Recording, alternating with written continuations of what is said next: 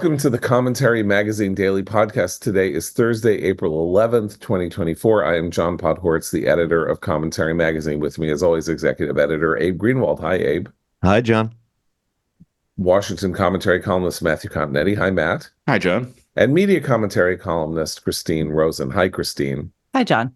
We are closing our May issue today. There should be some elements of the issue up tomorrow, and we have a pretty dazzling package of articles that we are grouping under the heading of the evil war against American Jews. Our own Seth Mandel has a piece about efforts to raise the cost of being Jewish in the United States.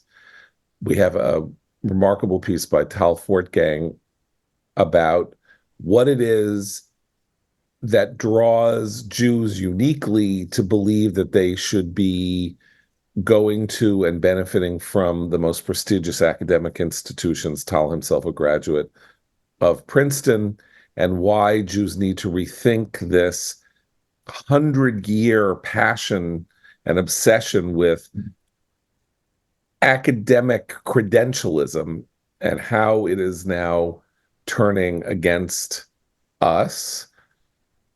Several other things, our own Christine Rosen with a piece on the media and its effort to whitewash the actual acts of Jew hatred and criminal anti-Semitism that have gone on in the United States in the last 6 months.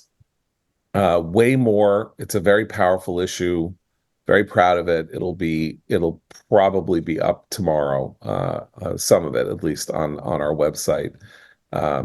And I heartily commend it to you, and of course commend to you the act of subscribing to Commentary at commentary.org, where we do give you a few free reads and then ask you to subscribe. Remember, if you are benefiting from this podcast, subscribing is a way of offering us your support and giving and helping us keep the lights on. And subscribing also gives you full access not only to our issues and our blog, but also our 75 plus years of astounding archives that have riches in them that I can't even begin to explain. So, by the way, one of the signature articles in Commentary's history was published in 1976 by Bernard Lewis, who is considered the dean of Islamic studies, certainly political Islamic studies, or the great figure in the world of Islamic studies of the 20th century. It was called The Return of Islam, an incredibly prophetic piece about the rise of political Islam 3 years before the Ayatollah took over Iran.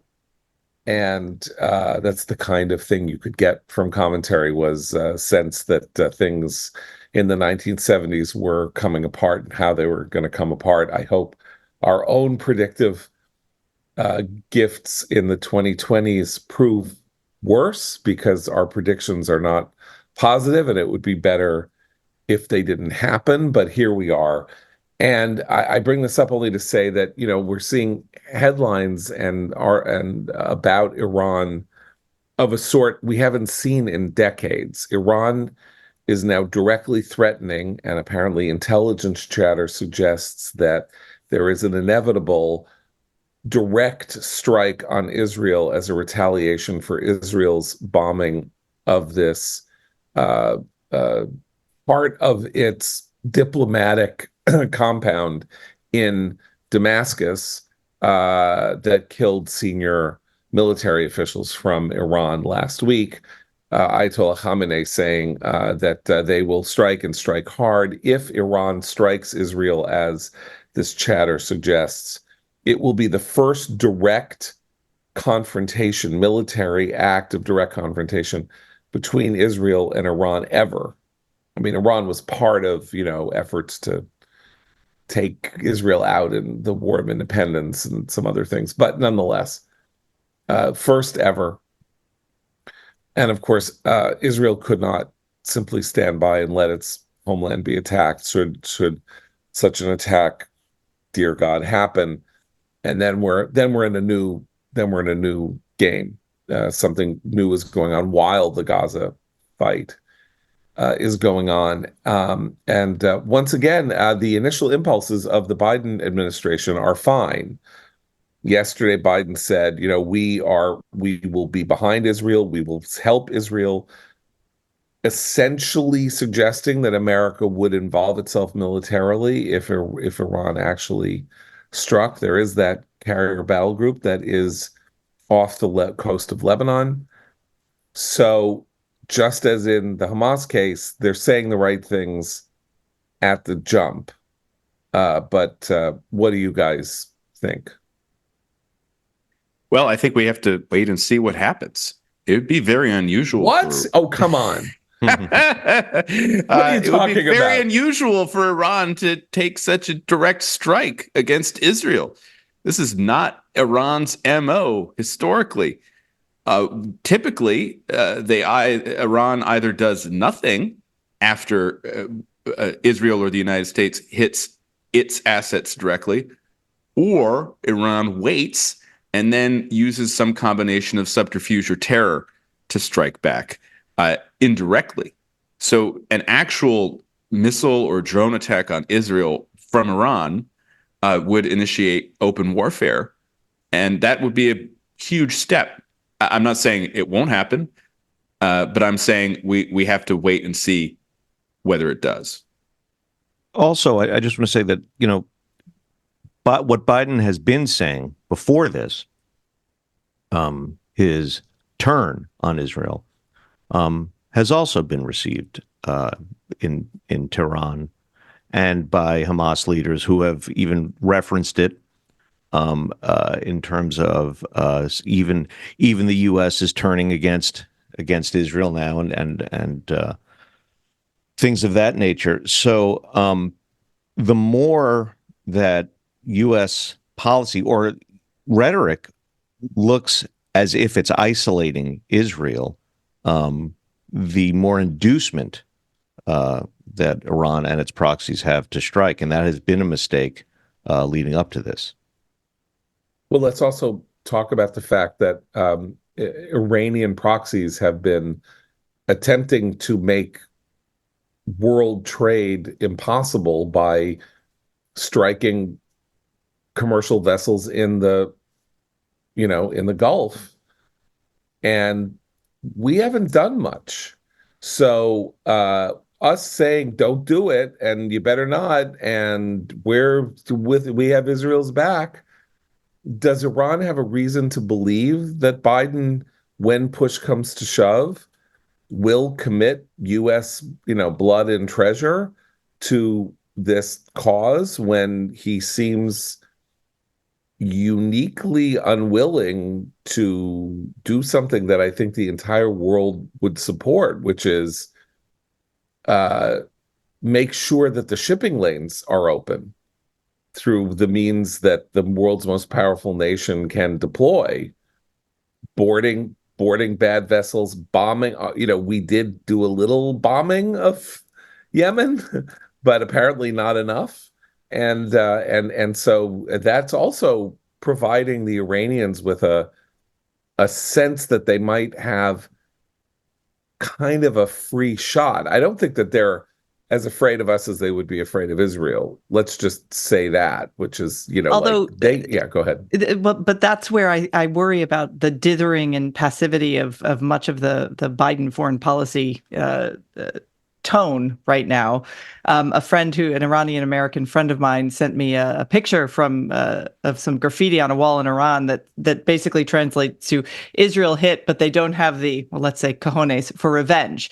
So the idea being, while Iran watches Israel, not exactly cave to the Biden administration's demands, but try to negotiate all those demands, that could, in effect, make them look weaker as well. I mean, you want a very strong Israel and a very worried Iran that if they do actually have a direct strike, not only will we, as an ally of Israel, hit them hard, but Israel itself will respond in kind. So that worries me because I don't see that sort of same dynamic in play.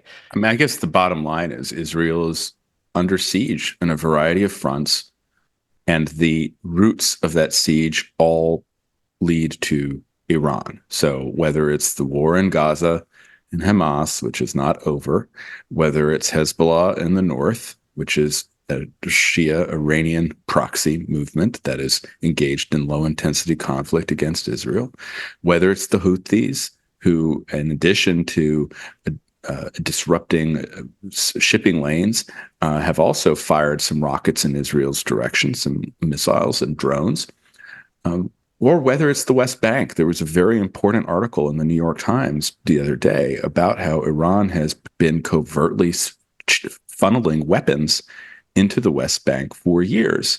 And one has to assume that Israel is also concerned about what might happen in the West Bank if an open state of war erupts between Iran and Israel. So in this type of situation, the United States has no option besides committing itself to Israel's security and saying that an Iranian attack on Israel would be interpreted as an Iranian attack on the United States. And we'll see whether our leaders are capable of that, John. You're absolutely right to suggest the current one might not be. I mean, I just want to say also, the more I think about it, the leaders in Tehran, they know that Joe Biden was right there in the Obama administration begging them for a nuclear deal. They know that his own administration was doing the same, had employed Robert Malley, had pulled out of Afghanistan, had given them $6 billion for American prisoners. I think they look at this administration, recent Democratic administrations generally, and think we don't really have that much to worry about right now. I mean, they know that Biden reversed the previous policy of maximum pressure on Iran, economic and military, and yeah, I think so. They're making their calculations based on that. Just one more point: if an attack does happen, it would signal the complete collapse of Biden's policy, which has been directed at preventing the escalation of conflict to a regional war. Now, look, I've been saying for months that the regional war is there. It's just hidden behind these proxy forces, and the Biden administration hasn't accepted that fact. But there would be no denying that it'd be a regional war if Iran openly attacked Israel and Israel replied, and I hope America would retaliate as well. And that, again, just underscore how poorly the Biden administration has handled the region, especially since October 7th. Never underestimate this administration's powers to pretend something isn't happening right in front of our very own eyes. See inflation, see the border, see many exactly. things. I don't think Americans understand, even American Jews understand how seriously Israel is taking this Iranian threat. School children, the Passover break in Israel from school begins tomorrow or midday tomorrow. School children are being told all over the country to bring their work home with them in case they have to go remote because there are physical hostilities going on around them after Passover concludes and school is supposed to start again. The sort of Homeland Defense has informed people, particularly in and around Tel Aviv, to stock up on water and batteries. School camping trips are being canceled. All kinds of things are happening all over the place. This is very, very, very, very serious. And I just think the headlines in the United States are not precisely reflecting the degree to which, and if you think this is some made up, you think Israel in the middle of the struggle in Gaza wants to start saying, oh, hey, guess what, everybody, Iran's coming after us too. This is not politically good for Bibi. It's not politically advantageous to anybody. This is a relatively unprecedented threat that is facing the country, and people need to gird themselves for what might potentially be some very bad news. That bad news, by the way, might be accompanied by other attacks around the globe on softer targets. Obviously, embassies are a classic. Israel itself struck this Damascus site. Embassies are a classic target, but Iran was behind the bombing of a Jewish community center in Buenos Aires in 1994 that, killed 85 people. It does evil things like that at times when it wants to, raise its head up and make sure that Jews understand that they're there ready to commit genocide. So it's a nerve-wracking moment. Another nerve-wracking moment is taking place in Washington, politically nerve-wracking moment, and that involves the Republican Party and its soon-to-be one-seat majority in the House of Representatives, and the complete impossibility, it appears, for newly minted Speaker of the House, Mike Johnson, to make any sense out of what it is that he is to do or say or move on the floor without the entire house of cards coming down. And Matt, you were bringing up the fact that there was chaos again yesterday in relation to the reauthorization of the post 9/11 regime of surveillance to ensure that terrorists don't get a foothold in the United States, which is an interesting thing to be discussing this week, since I just said, Iran may be triggering latent, actors outside the Middle East to do things in response to what Israel did.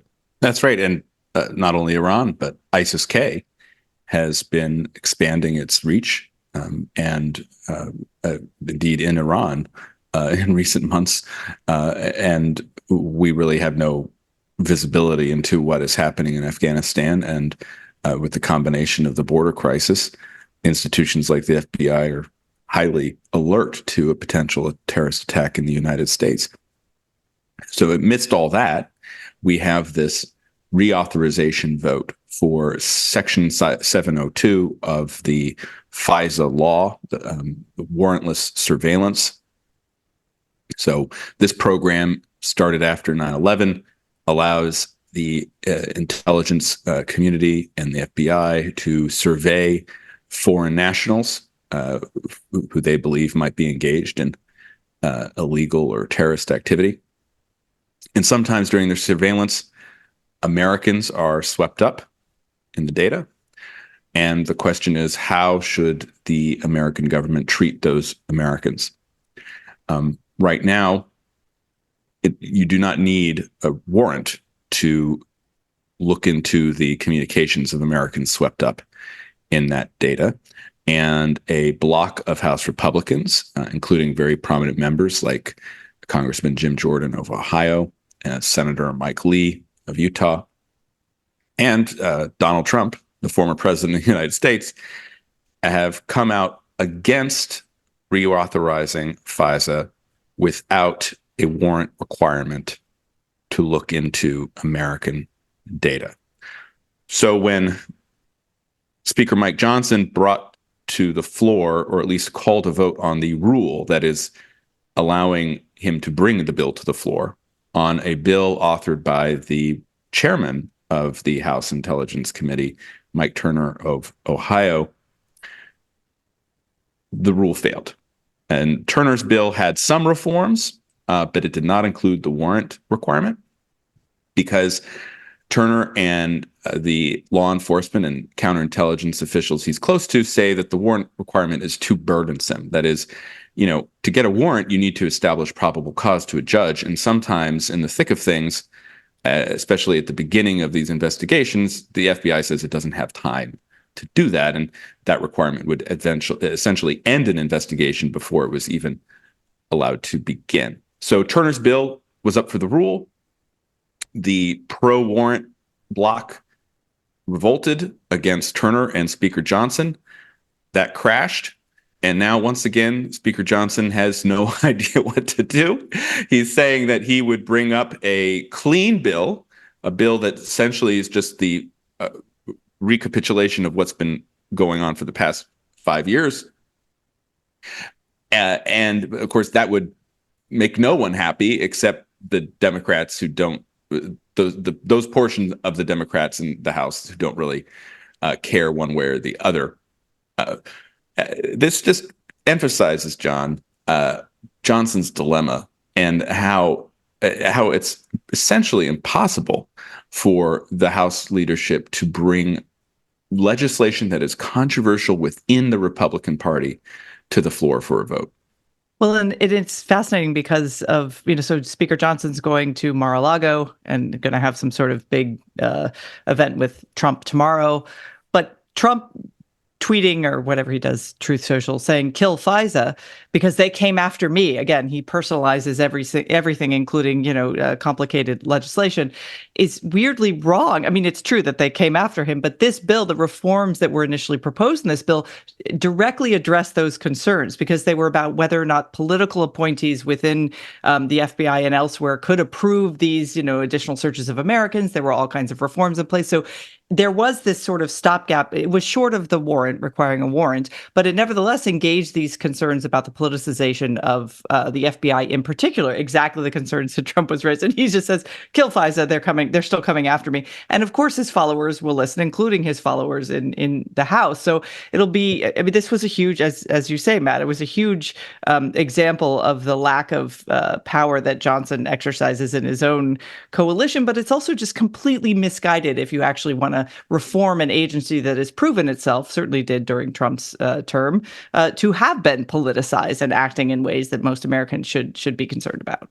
Look, I mean, I Gabe, go ahead. I just want to say, I just think this was such a layup for Trump. I mean, in that there was no way he was going to take any other position. Anything that is, anti-investigation, anything that hobbles investigatory bodies, he's for it, as are his fans. Yeah, I just want to say that no publication in America, I believe, has been more stalwart or dedicated to the exposure of the abuses of the FISA process during the Trump term than commentary in a series of pieces written by Eli Lake on that expose not only the misuse of the FISA process to investigate people with not only with no probable cause, but merely from rumors and emanations and an effort to sort of smoke out stuff that made sense theoretically. Like, why would Trump be so friendly to Putin? Maybe we need to look into whether or not he and Putin have some kind of pre-existing arrangement. And then that somehow mystically turns into actual pursuits of American citizens who are being spied upon without cause. And we had been told by the people who were defending this process that the FISA court was very rigorous, extremely determined and very rigorous. It didn't just hand out these rights like candy. You needed to show the FISA court that there was probable cause. Let me tell you right now. And then it turned out that it was just simply a rubber stamp. It will be a rubber after the exposure of its problems. And these are sort of two slightly different issues, since we're talking here about warrantless wiretapping in part. But, it is part of this bizarre move on the part of the Republican Party over the last 2 decades from being the national security party to being some kind of a party that is so concerned about the tentacles of the national security state that it wishes to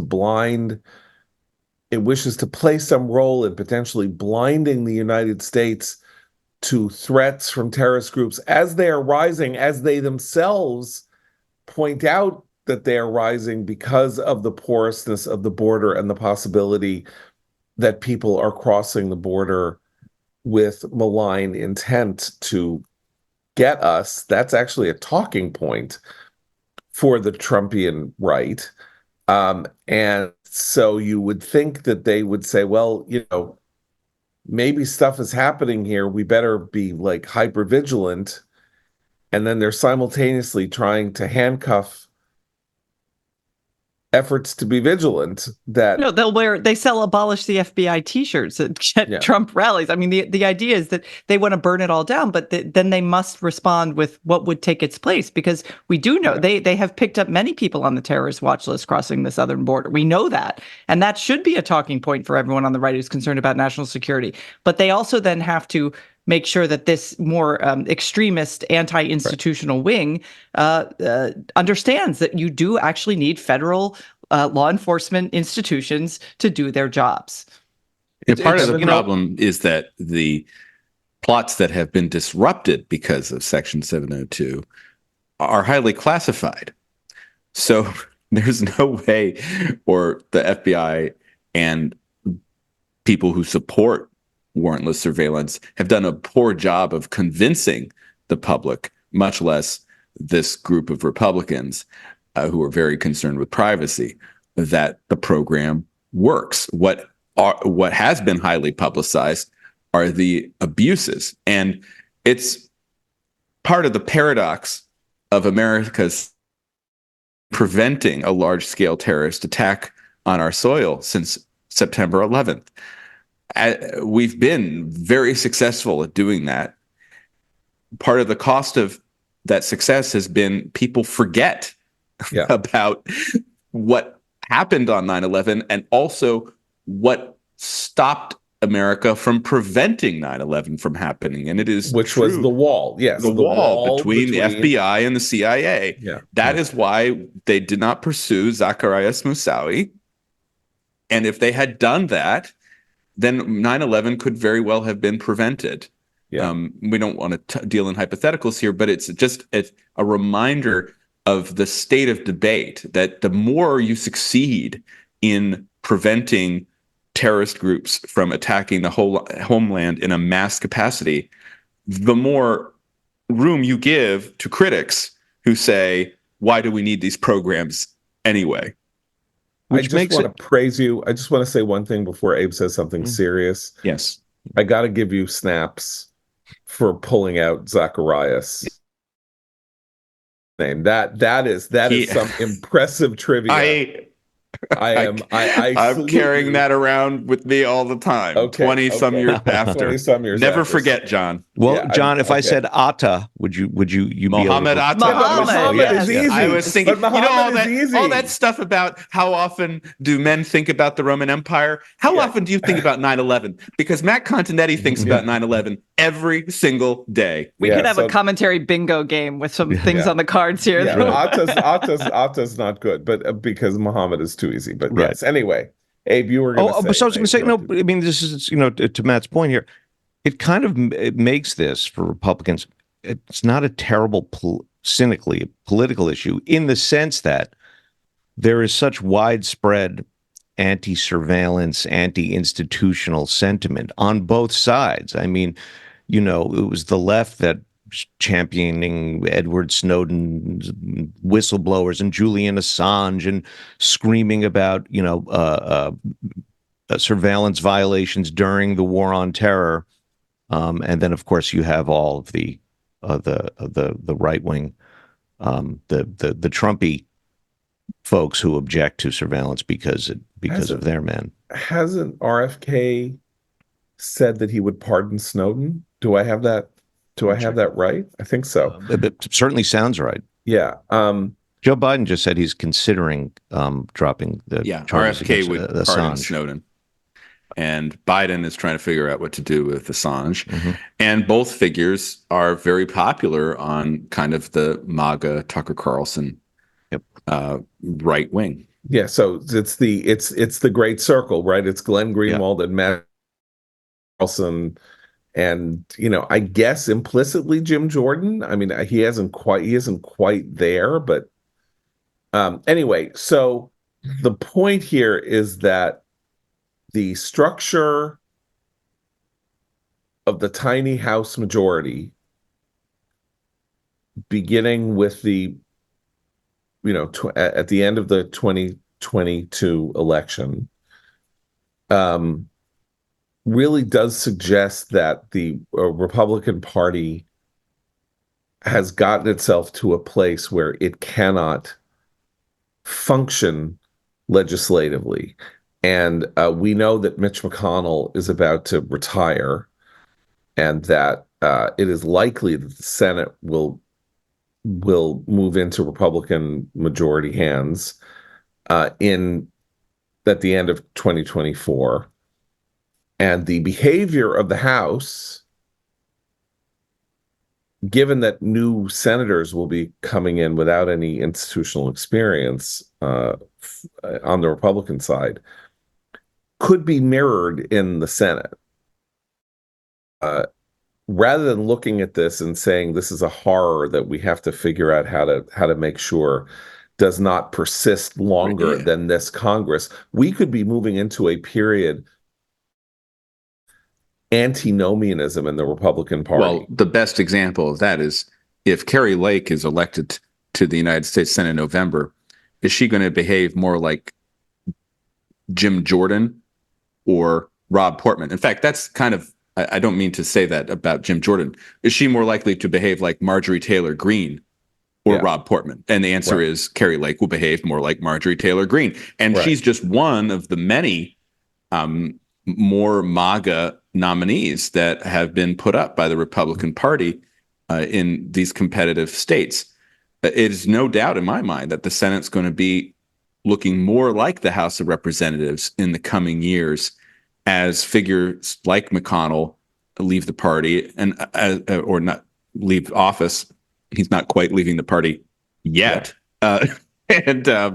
And other more establishment type Republicans are replaced with much more populist ones. I mean, the leadership of the Republicans in the Senate majority leadership will pass to a sober and responsible person. I believe that is the general thought, that it would be John Thune or John Cornyn or somebody who is not of the... Yeah, one of the two Johns that you mentioned, or Steve Daines, the head of the NRSC. If he has a good year, he could have a kind of a dark horse candidacy to be the new Senate leader. Right. But I don't know what it means if the Senate becomes more MAGA exactly, because, of course, Senate rules make all kinds of things difficult.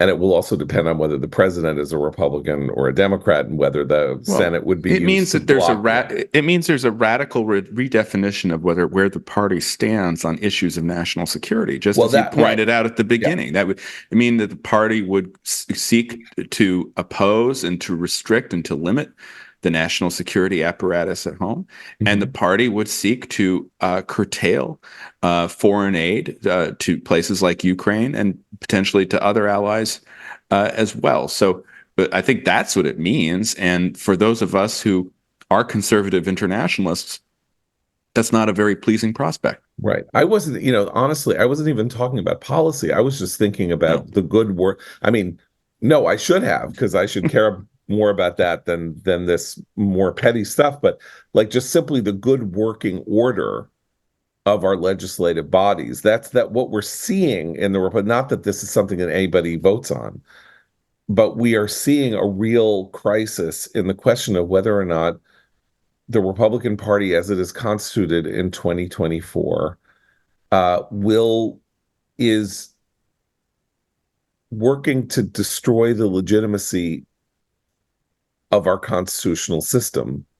And I don't mean this because they're going to vote for Trump and Trump has all these indictments against him. I mean, the logic of being a member of the Senate or a member of the House is that you are supposed to help manage the government's finances and,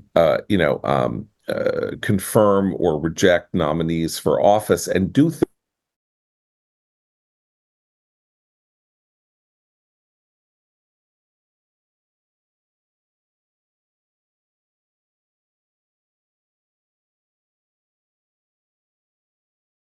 responsibilities as members of the House. And if that happens in the case of the members of the Senate, let me just give you an example, because this is actually a funny, let's take it out of sheer cynicism. Biden wins and the Senate goes 53-47 Republican, let's just say. And we'll get to this as a secondary point. And in December,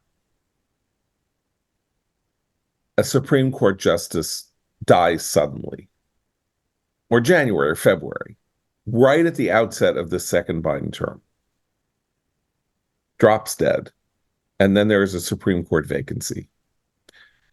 Mitch McConnell established in ways that were deeply disturbing to many people the precept that, sorry, I'm not going to bring up Merrick Garland for a vote. We're going to wait till the next election. But, if it's like the very beginning of the president's term and there's a Supreme Court vacancy, the question is, what does the Republican Senate do? Does the Republican Senate say we're not going to confirm any person nominated by a Democrat for the Supreme Court for 4 years if we maintain the Senate in 2026? Can it actually do that? Sure. Okay. I bet it will. Okay, so what is the meta meaning of that? Is there a meta meaning? Are we to look at that and say America doesn't work anymore? We are to look at that and to say that America is intensely and narrowly divided over important issues. If it were narrowly divided, then there would be a pathway, though, wouldn't there be? If it were really narrowly divided, there would be a pathway to getting a Democratic Supreme Court nominee through. It would mean, by the way, that the narrow division Biden would have to take account of the narrow division. Well, you can have a narrow and a deep division. That's what we have. Of course. Okay. That's so with 53-47 right. Senate, it's pretty narrow, but the differences between the two parties are massive. But by the way, I just want to say, I don't think it would mean that America is divided, because I think most Americans would want a full court. Right. It's American politics. It's the leadership. Good point. Okay, so I don't know. I'm being like a goo person, but I'm saying, okay, look, whatever it was, 360 days is one thing, but 1,200 days or whatever it would be is another, and I don't know. It's like maybe Biden would have to be in a position where he would work to nominate somebody whom Republicans wouldn't simply reject. Of course, I don't think it would matter much, John. Okay. I mean, if it's a Democratic, if it's anyone, it's one of the 9. One vacancy won't materially affect the court's operations or decisions in any major way. So I'm not, I don't think it would really matter. Okay. So that leads us into the conversation I wanted to have about this, sort of silly season discussion of whether Sonia Sotomayor, 69 years old, should resign and be replaced by Joe Biden before the November election, since they could use the Merrick Garland rule, or where and then rush through a nominee and get that nominee confirmed before the election, so that at least that seat remains in Democrat liberal hands. And Josh Barrow and Nate Silver have both written very interestingly on this. Richard Blumenthal, the senator from Connecticut, has said that Sotomayor should resign, which is interesting because he's 8 years older than she is. So why does he get to stay in the Senate? This party's nominee is much, much older than her. And can I just add that whatever your thoughts on Sotomayor, I'm not a huge fan of hers. If it was the right wing making these arguments about a liberal justice and talking about her health problems and discussing all the stuff that they are picking apart as evidence for why she should be forced or succumb to this pressure and retire, people would be appalled. I mean, what? It's completely out of line. I don't think it's at all just as a matter of how we should treat Supreme Court justices. I think it's terrible that they've been sitting there picking over her diabetes, what medication she's on, how sick will she get, what do we know about her family history? She had relatives who died young. I mean, it's kind of appalling, actually. Fetterman was asked about this, and he said, "Look, I'm not about calling for people to resign, except for that dirtbag Bob Menendez in New Jersey. He needs to get out of here." Which is the only appropriate response. Right. Exactly right. So I'm of two minds. I think that this is there's something very interesting here, because the usual Democratic way of dealing with tokenist candidates from their own side is to elevate them, lionize them, and turn them into symbols and symbolic figures who do not deserve the level of public mythologizing that is committed to them. And I think particularly here, of course, of Ruth Bader Ginsburg, who becomes this kind of icon. Her workouts, she becomes a sort of like a heroic comic character on SNL. She's this, she's that, she's the other thing. She had cancer. She had 3 different forms of cancer. She looked like she was, like on a Save the Children ad, as she got hollower and hollower. And rather than say, rather than Obama taking her aside and saying, please retire, or even making an announcement saying she's really not, doing something to push her out, which Trump successfully did with Anthony Kennedy, I wish to point out. He said to Anthony Kennedy, if you retire, I'll let you pick your successor. Kennedy picked Brett Kavanaugh, which then led to interesting hijinks, obviously. But Democrats made it impossible for Ruth Bader Ginsburg to retire, because she had spent 10 years living in this haze of mythological popularity about how she was the most important person who had ever lived. And this was, I think, clearly kind of keeping her alive until finally she could no longer stay alive. And she just happened to die in a way that made it possible for Republicans to take the ideological, or conservatives to take the ideological majority on the court. It's interesting to me that Sotomayor, who is, of course, a wise Latina, grew up in a housing project, all of that, gets nothing. Not only does she get nothing, but when she was nominated, and before his unfortunate encounter with a Zoom camera, Jeff Toobin, my high school nemesis, wrote an entire piece about how everybody thought she was a moron and an idiot. Mm-hmm. Like she was like Harriet Myers or something. Why doesn't she get any, as we say in Hebrew, kavod, from Democrats? Has Jeff Toobin's thesis been disproven during her years on the court? I'm not saying that it has been disproven. Okay. But one reason why she's not lionized is she's not exactly the intellectual powerhouse driving the liberal rump of the Supreme Court. If it were Lena Kagan, say, maybe people would have different views about whether she should retire or not. Right. But, I think it was Senator Roman Hruska in 1971 who said of failed Supreme Court nominee Harold Carswell that mediocre people deserved a place on the court, too. They have one. Yeah. Okay. So I don't know. I'm just I'm fascinated by this, because like you would think, and maybe that's why it was a good kind of Twitter, social media talking point, silly season thing, because they were saying the unsayable. Because how could you say this about A, a woman, and B, the only Latina on the court? How could you? And so therefore it got more, got more heat behind it. But clearly, like, the Democrats are ruining their own foolishness in giving Ruth Bader Ginsburg every incentive to remain on the court until she dropped dead at an inopportune moment.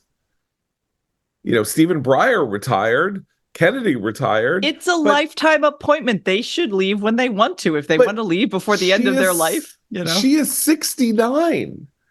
I know. She's not 80. I know. She's 69. And the Democratic Party is a gerontocracy scolding a relatively youthful Justin. And diabetes, which is a degenerative disease, is nonetheless a manageable disease. Yes.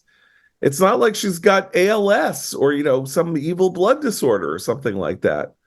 They would just like to see her moved out and somebody better moved in, because which to Matt's point, she has not been the crusader that they had wanted and expected her to be. I suppose she's also been an ethical challenge. She's peddling her books at events, and she got written up for that. She tends to she's using her position to accrue some personal wealth there in a way that I don't think is particularly well. And you wonder why Hispanic voters are souring on the Democratic Party. Look at the way that liberal elites are treating the Hispanic Latina. Yeah. Maybe the court. Maybe Trump should make a point of that. It would be hilarious. Wouldn't it be? I mean, consider the irony that a Republican president, Donald Trump, could end up having at least four Supreme Court justices and a 7-2 Republican majority in the next 4 years. Pretty amazing. Matt, you wanted to talk about the trip here to the United States of the Japanese Prime Minister. I did. I can also make a recommendation because you love today. Okay, well, you should do both. But I do want to point out that Matt is a Japan stan. I am a Japan stan. He's a Japan stan. I was saying this to someone the other day. I love everything about Japan except anime. That's the one thing. All the nerds, my fellow nerds, they love the manga and the anime. I like. Yeah. And you try, right? I've tried. I've tried it too. I've never really. I love the. Yeah, I mean, Christine, of course, loves the literature. But what about and Miyazaki? The martial arts? Do you like? Okay, not anime, but how about like Miyazaki's? When I studied Japanese in high school, our teacher showed us My Neighbor Totoro, one of Hayao Miyazaki's masterpieces. Meh. I'll be my friend Sonny Bunch here. It's meh. I didn't really do anything to me. I like him, but he's got the same problem as the anime, which is this weird, uncanny valley thing with the eyes. The eyes don't.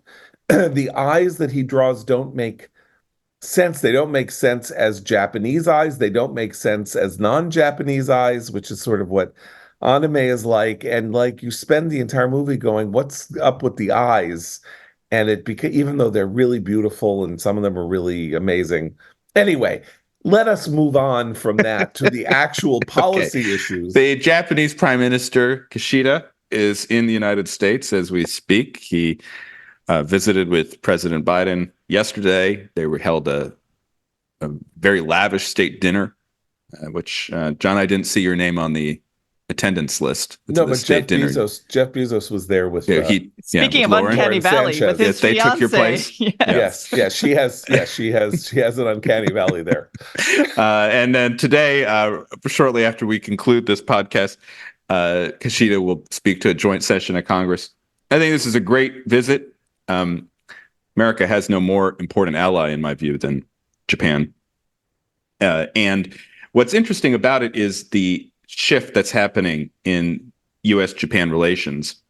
We've approached the region for many years through this hub and spokes model. So America is the hub, and then we have these one-on-one agreements with different countries in the Eastern Pacific, including Japan or the South Korea, Australia, New Zealand. But in recent years, we've been moving toward essentially regional military and political integration.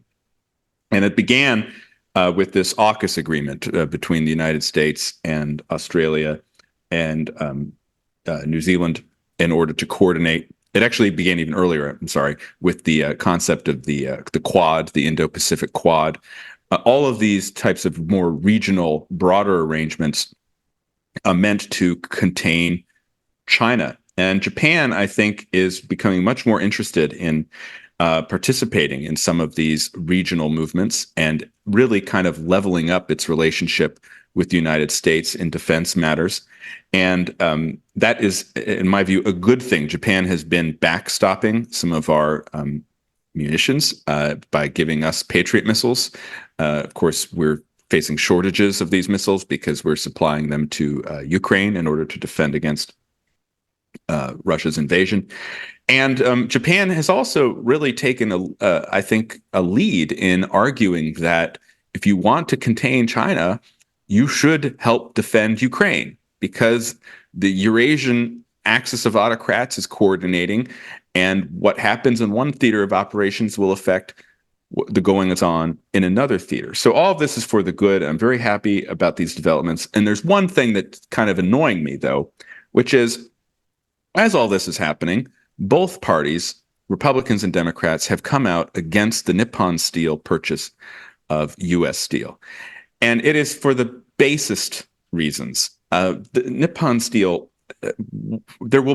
has said there will be no job losses if it purchases U.S. steel. In fact, I don't think they're not going to change the name, and they want to invest more in the company. The alternative would be U.S. Steel's bankruptcy, most likely, and many job losses. But for reasons of populism and anti-trade sentiment and kind of economic nationalism, there's another offer for U.S. Steel that's from an American company. It's not as good an offer, by the way. You have politicians in both parties looking at this, including President Biden, who has called for an investigation into this attempted merger. And I think it's a very bad way to repay our friends in Japan. And of course, it is entirely typical of the United States' behavior toward our friends and allies. Okay. And yes, what is your recommendation? I will make a recommendation. I have been remiss lately, and I'm going to speak to my nerds, but more broadly, because I think this recommendation will appeal to all. The author who really kind of inspired me to become a writer, to conceive of myself as a writer, was a pretty obscure science fiction author named Harlan Ellison. Now, Harlan Ellison is kind of a legend in the field of speculative fiction. You can go on YouTube and you look up Harlan Ellison YouTubes. He was extremely confrontational. He was a polemicist. He was an essayist. He was a short story writer. He was a screenwriter, a very prolific screenwriter.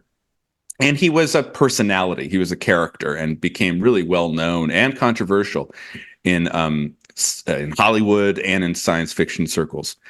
Well, he died several years ago, but some of his friends, including the much more famous author Neil Gaiman and the film writer and television producer J. Michael Straczynski, have put together a new anthology of Harlan Ellison's writings. It's called Greatest Hits, and it just came out recently.